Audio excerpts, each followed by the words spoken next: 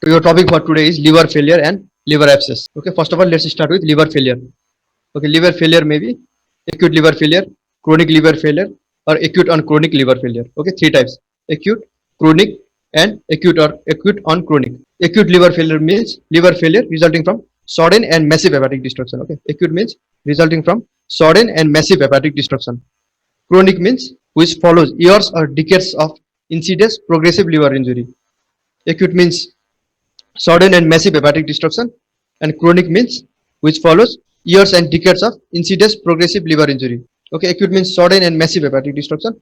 Chronic means chronic liver failure follows years or decades of insidious progressive liver injury. And acute on chronic means in acute on chronic type of liver failure, unrelated acute injury, it supervenes on a well compensated late stage chronic liver disease. Means there is already late stage chronic liver disease like cirrhosis. Okay, and if there is in case of late stage but compensated chronic liver disease, there is acute unrelated acute liver injury, then that is known as acute on chronic. Okay, there is already well compensated but chronic liver disease, and if acute liver injury supervenes on that well compensated and chronic liver disease, that is known as acute on chronic liver failure. So 2 points to remember. Okay, two important points are 80 to 90% of hepatic functional capacity it must be lost before hepatic failure ensues. Okay, one is to diagnose as hepatic failure, 80 to 90% of hepatic functional cavity must be lost. Okay, 80 to 90% of the hepatic functional capacity it must be lost before hepatic failure ensues. And second point is the mortality rate. Second point is about the mortality rate. The mortality rate in persons with hepatic failure without liver transplantation. Okay, not with liver transplantation, but without liver transplantation is about 80%. Okay, mortality rate in person with hepatic failure without liver transplantation is about 80%. Okay, now first of all, acute liver failure. Okay, first of all, definition of acute liver failure. Okay, acute liver failure it is defined as acute liver illness. Okay, associated with encephalopathy and coagulopathy. Okay, you have studied about hepatic encephalopathy in previous class. So to diagnose as acute liver failure, there must be hepatic encephalopathy and coagulopathy, as well as time is also important. Okay, that hepatic encephalopathy and coagulopathy should occur within 26 weeks of the initial liver injury in absence of any pre-existing liver disease. That is known as acute liver failure. Okay, acute liver failure is acute liver illness associated with hepatic encephalopathy and coagulopathy that occurs within 26 weeks of initial liver injury in absence of pre-existing liver disease. Okay, there should not be any pre-existing liver disease, and the symptoms are encephalopathy and coagulopathy that occurs within 26 weeks. Okay, time is very important in definition. 26 weeks of the initial liver injury, and it is caused by massive hepatic necrosis, which is most often induced by drugs or toxin. Okay, in definition, signs and time is important. Okay, sign is encephalopathy and coagulopathy within 26 weeks of initial liver injury, and there should be absence of any pre-existing liver disease.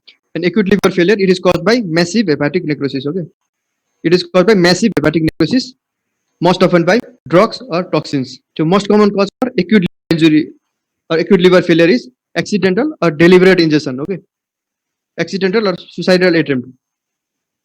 Deliberate ingestion, accidental or deliberate ingestion of acetaminophen. It accounts for most of the cases. Okay, the most common cause for acute liver failure is accidental or deliberate ingestion of acetaminophen, which accounts for most of the cases. And except acetaminophen ingestion, other causes are autoimmune hepatitis, other drugs and toxins, hepatitis A, hepatitis B, and hepatitis E. Okay, most common cause is deliberate or accidental ingestion of acetaminophen, and other causes are autoimmune hepatitis, other drugs and toxins. Okay, other drugs like tetracycline, valproate, and hepatitis like hepatitis A, hepatitis B, and hepatitis E. Okay, you have already studied about hepatitis. Okay, there is certain differences between toxicity due to acetaminophen and hepatitis virus. Okay, in case of acetaminophen toxicity, the liver failure occurs only within week of onset of symptoms. Okay, means it occurs early. Liver failure occurs within week of onset of symptoms. In case of acetaminophen toxicity, liver failure occurs within week of onset of symptoms, means it occurs in short time. Whereas in case of hepatitis virus, liver failure takes longer to develop. And there is also difference in mechanism of hepatocellular necrosis. Okay, mechanism of hepatocellular necrosis in acetaminophen toxicity is direct toxic damage And mechanism of hepatocellular necrosis in hepatitis virus is combination of both toxic damage as well as immune-mediated hepatocyte destruction. So difference between acetaminophen toxicity and hepatitis virus in the context of acute liver failure is that liver failure occurs within week of onset of symptoms in case of acetaminophen toxicity, and liver failure takes longer to develop in case of hepatitis virus. Similarly, mechanism of hepatocellular necrosis in acetaminophen toxicity is direct toxic damage, and mechanism of hepatocellular necrosis in hepatitis virus infection is combination of both toxic damage as well as immune-mediated hepatocyte dysfunction. In morphology, as I have already mentioned, there is massive hepatic necrosis. Okay, massive hepatic necrosis with broad lesion of parenchymal loss surrounding the island of regenerating hepatocyte. Okay, there is massive hepatic necrosis with broad regions of parenchymal loss.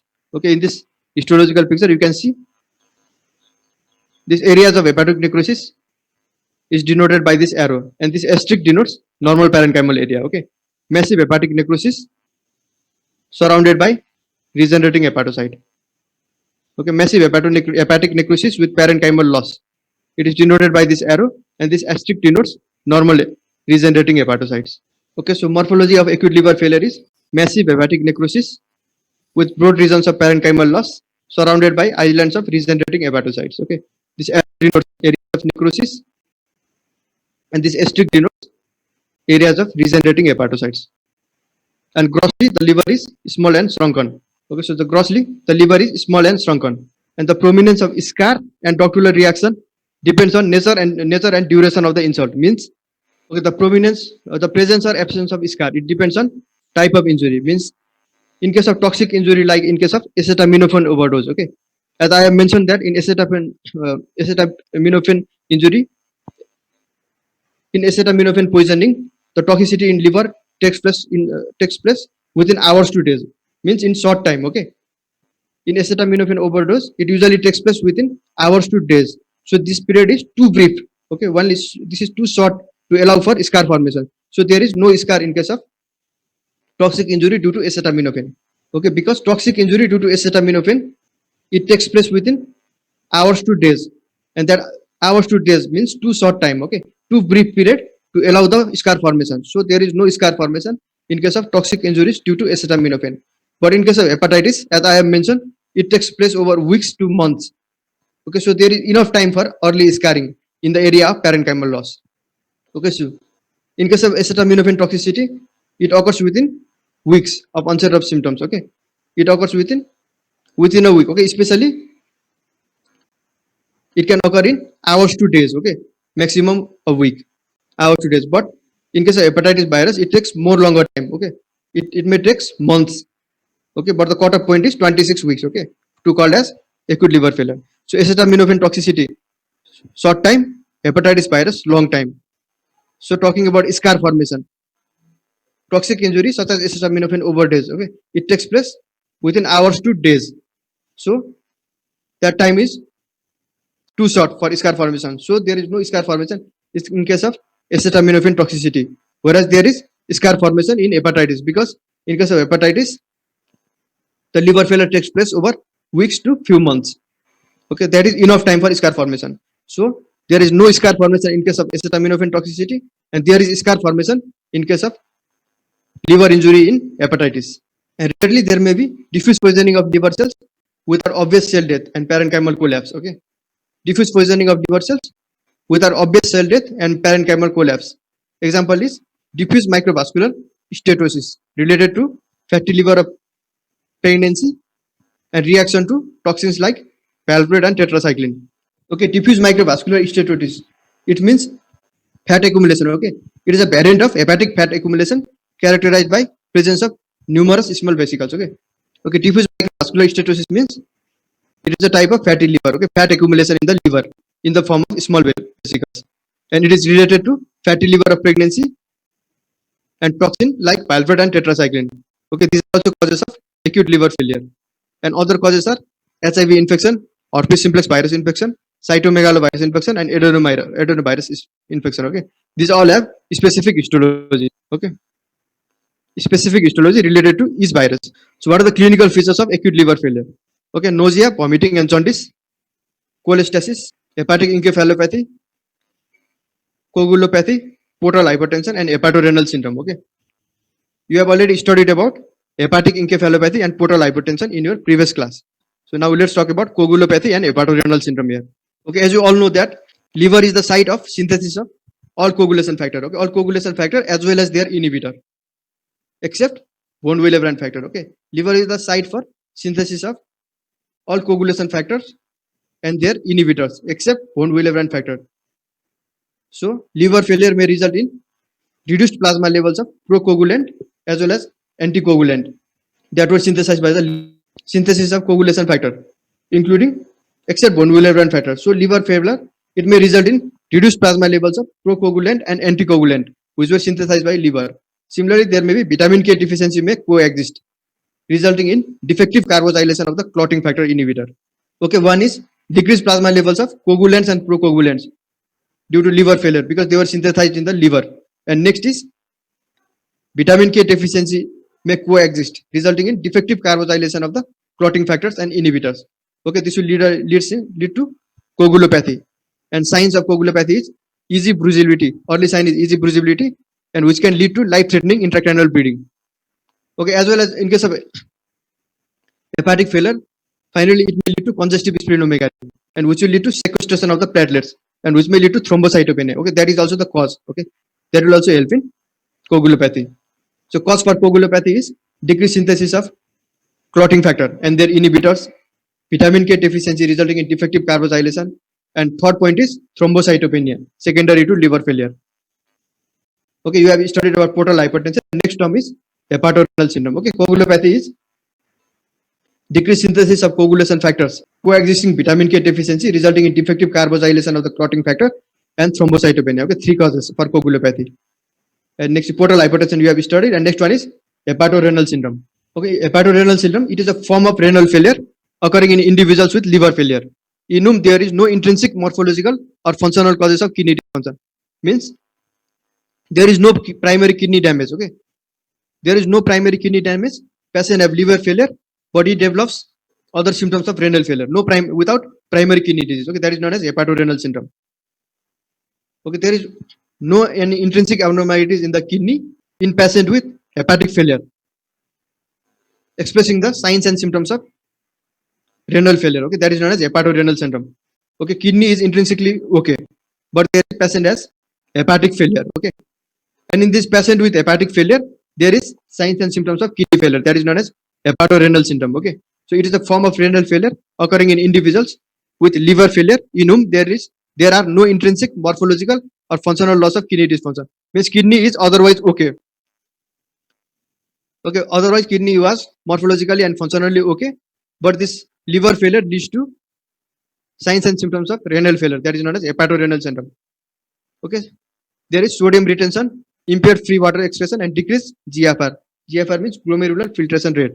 So in previous class, I had explained in that pathogenesis of ascites that ascites in liver failure. Okay, there was one pathway. Okay, there is decrease in renal perfusion pressure due to systemic vasodilatation. Okay, there is decrease in renal perfusion pressure due to systemic vasodilatation, and that systemic decrease in renal perfusion pressure due to systemic vasodilatation will lead to decrease in blood pressure, and to counteract it, there is activation of the renin-angiotensin system, causing vasoconstriction of the efferent arterioles of the kidneys, leading to decreased GFR. Okay, that is the main mechanism of hepatorenal syndrome.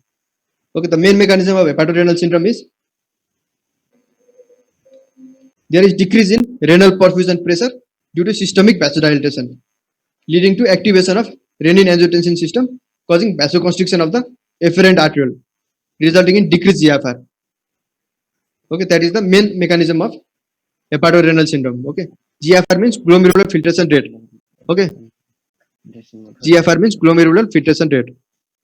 It is total amount of glomerular filtered found by all the nephrons of both the kidneys in 1 minute. Okay, that much with acute liver failure. Now chronic liver failure. Okay, leading cause for chronic liver failure is chronic hepatitis B, chronic hepatitis C, non-alcoholic fatty liver disease, alcoholic liver disease. And most important point to remember is liver failure in chronic liver disease is most often associated with cirrhosis.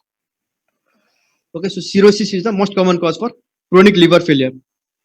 Okay, so cirrhosis and hepatitis both are already taught. I will skip this portion. Okay, and let's go to acute and chronic liver failure. Okay, remember this. Okay, liver failure in chronic liver disease, it is more often associated with cirrhosis. Okay, cirrhosis is most common cause for chronic liver failure. And third one is acute and chronic liver failure. Okay, as I have already mentioned in definition, some individuals with small but well compensated advanced chronic liver disease suddenly develops signs of acute liver failure. Means in this patient there are already chronic liver disease. Okay, chronic liver disease, but they are well compensated. And in this patient with chronic liver disease, which is well compensated, if they suddenly start developing signs of acute liver failure, that is known as acute and chronic liver failure.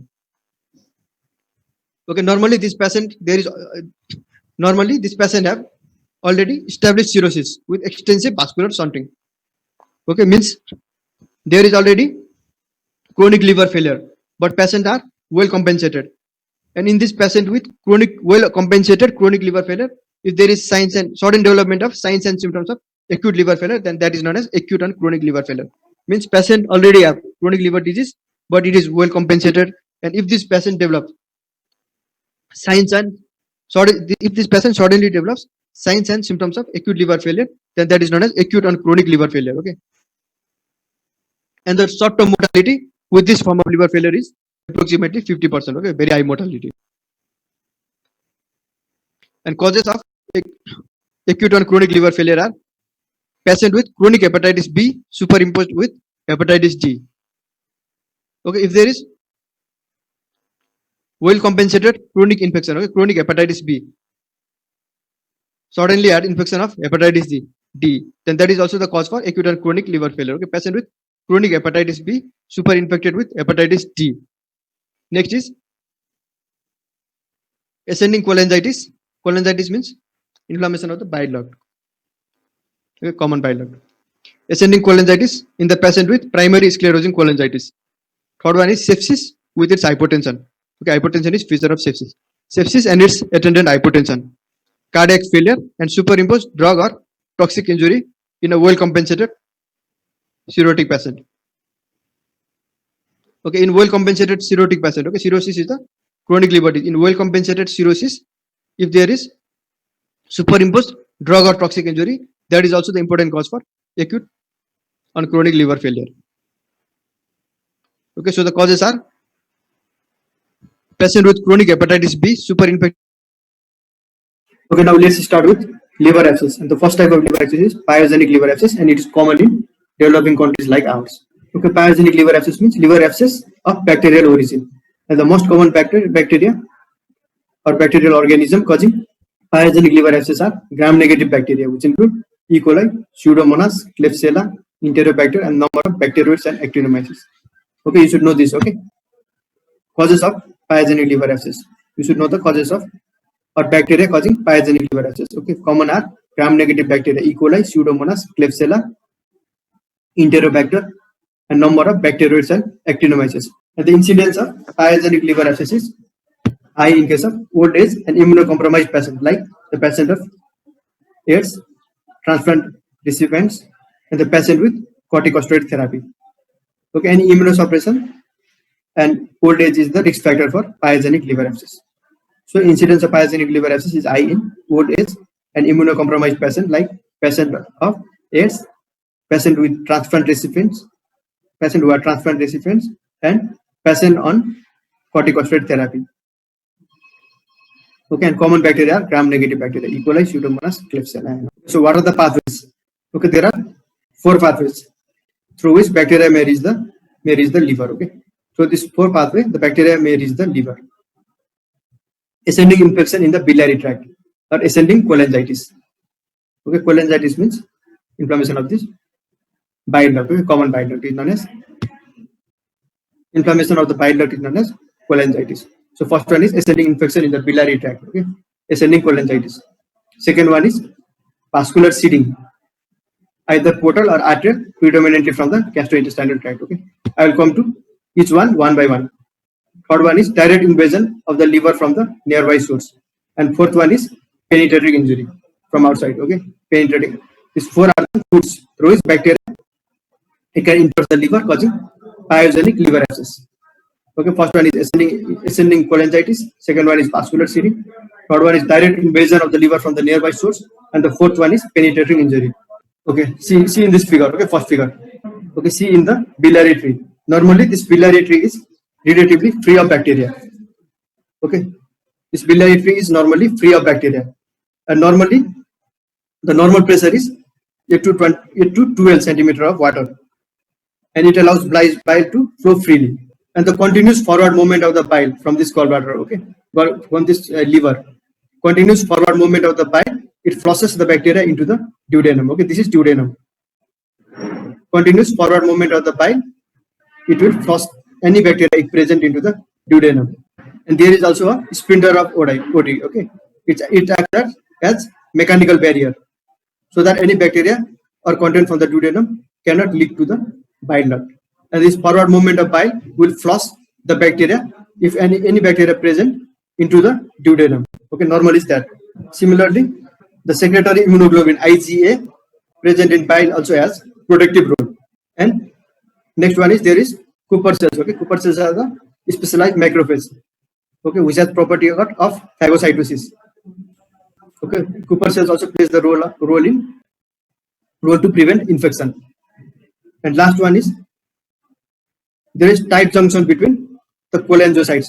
Means there is tight junction between the lining of this bile duct and other biliary epithelium. Okay, the tight junction between the cholangiocytes, it prevents the translocation of bacteria from the hepatobiliary system into the portal system. Okay, the tight junction in the cholangiocytes or the lining cells of this biliary tree, it will prevent translocation of bacteria from the hepatobiliary system into the portal venous system.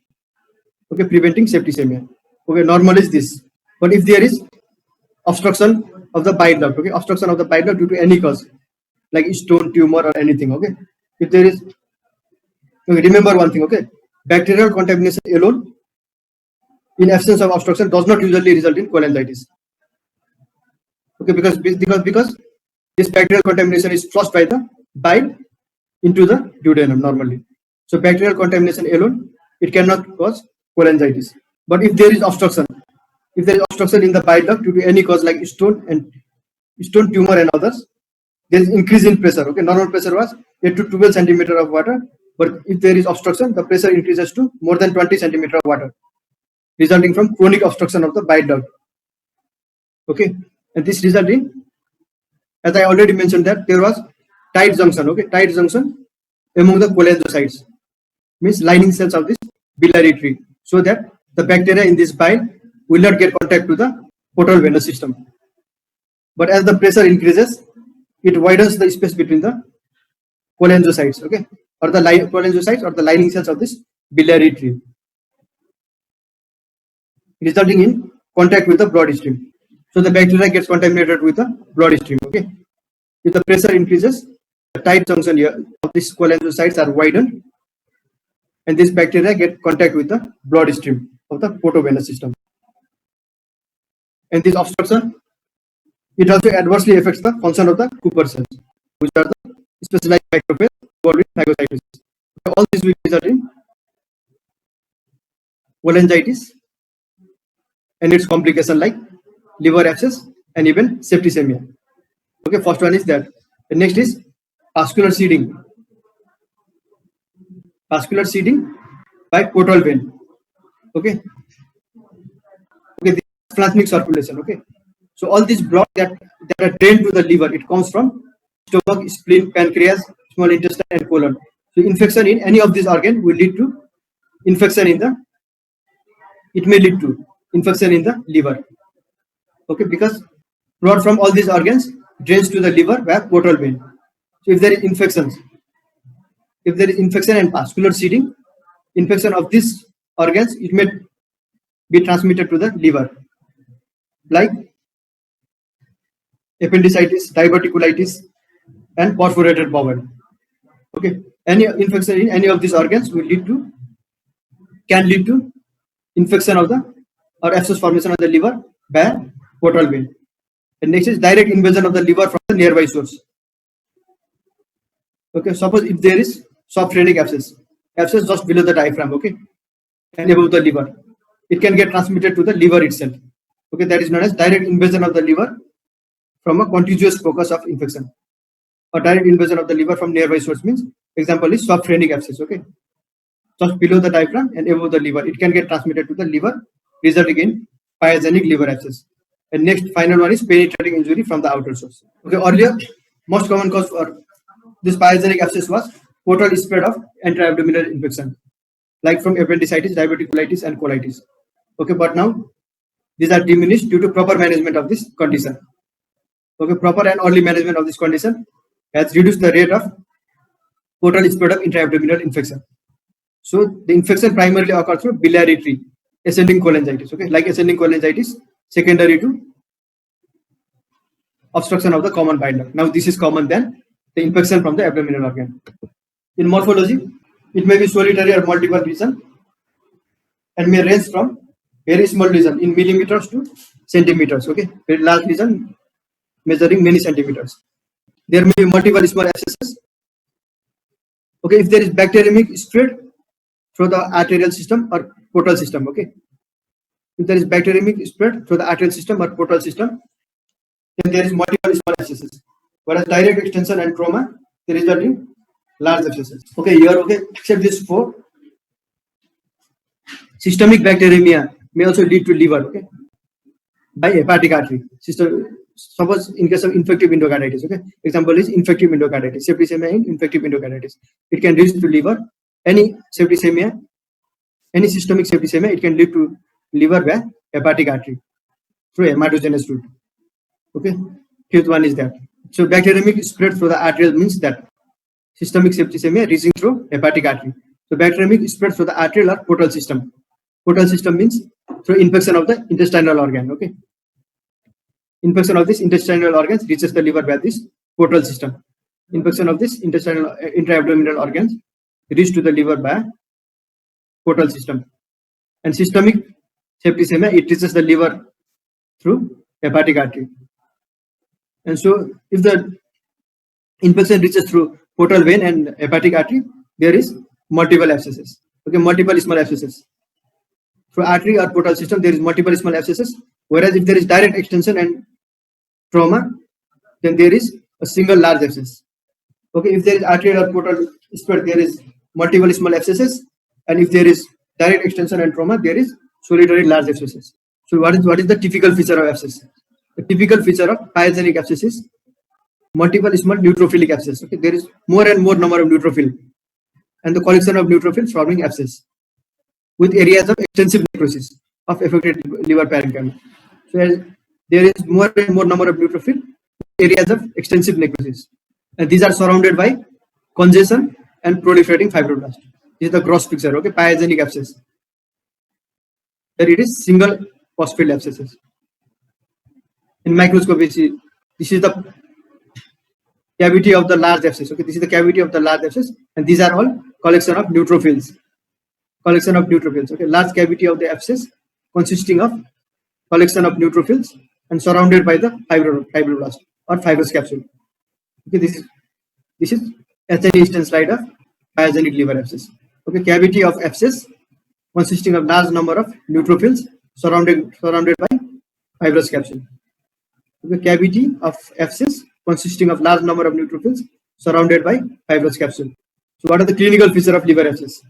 Clinical feature include it is abscess. Obviously there is fever and right upper quadrant pain. Okay, at the site of liver, right upper quadrant pain, tender hepatomegaly. Okay, when you press over the site of liver, then you feel pain. That is known as tender hepatomegaly, and jaundice may result from extrahepatic biliary obstruction. Okay, it is mentioned here because biliary obstruction and biliary stone are the most common cause for pyogenic liver abscess in nowadays. Okay, nowadays it is most common cause. So it may result in biliary obstruction, may result in jaundice. Other symptoms are fever, right upper quadrant pain, tender hepatomegaly, jaundice, which may result from extrahepatic biliary obstruction. Complications. What are the complications? If the abscess rupture in the peritoneum, it may lead to peritonitis and peritoneal abscess. If it ruptures in the pericardium, pericarditis, septicemia, empyema, means pus is accumulated in the pleural cavity, which is known as empyema. And large abscess may lead to compression of the portal tract and multiple abscesses covering large part of the liver, it may result in hepatic failure. So complications of the pyogenic abscess are peritonitis, pericarditis, septicemia, empyema, which means collection of pus in pleural cavity.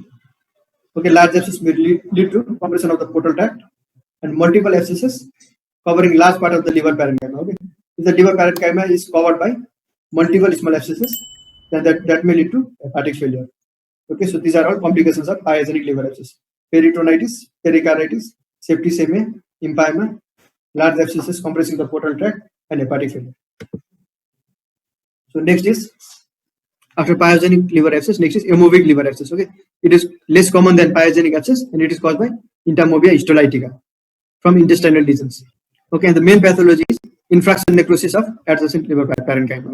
Okay, amoeba, entamovia histolytica, they multiply and block small intrahepatic portal radicals, resulting in the main pathology is infraction necrosis of adjacent liver parenchyma. And the patient complains of intermittent low-grade fever and pain and tenderness in liver area. Okay, there is abscess, so there is fever and pain. Okay, intermittent low-grade fever and pain and tenderness in liver area. Grossly, usually amoebic liver abscess is solitary and is often located in the right lobe of liver. Okay, and this one is very important. Okay, the center of the abscess contains large necrotic area having brown thick pus. Okay, resembling anchovy or chocolate sauce. Okay, anchovy pus. You should remember this. Okay, anchovy pus, where it is seen. It is very important. Okay, in MCQ, in Viva, and in everything. Grossly, the lesion is solitary and often located in the right lobe of the liver. Single lesion located in right lobe of liver, and there is thick pus resembling anchovy or chocolate sauce. And histologically, there is necrotic area consisting of degenerated liver cells, leukocytes, RBCs, and strands of connective tissues. And amoeba are sometimes found in liver tissue at the margin of the abscess. Okay, so main pathology is infraction necrosis of adjacent liver parenchyma. And next you should remember is, in cross, it is solitary lesion located usually in right lobe of liver, and it consists of pus and would resemble anchovy or chocolate sauce. Okay, anchovy pus like resemblance. You should remember this. Okay, this is gross photo of amoebic liver abscess. Okay, it is solitary lesion usually present in the right lobe of the liver, and the center of the lesion, center of this necrotic area consists of pus resembling anchovy or chocolate sauce. Okay, this is anchovy or pus resembling anchovy or chocolate sauce. Okay, main thing to remember is it is solitary and often located in right lobe of liver and consists of thick pus resembling anchovy or chocolate sauce. Okay, solitary abscess present in the right lobe of liver consisting of thick pus resembling anchovy or chocolate sauce. Okay, thank you. Is there any question? Thank you, sir.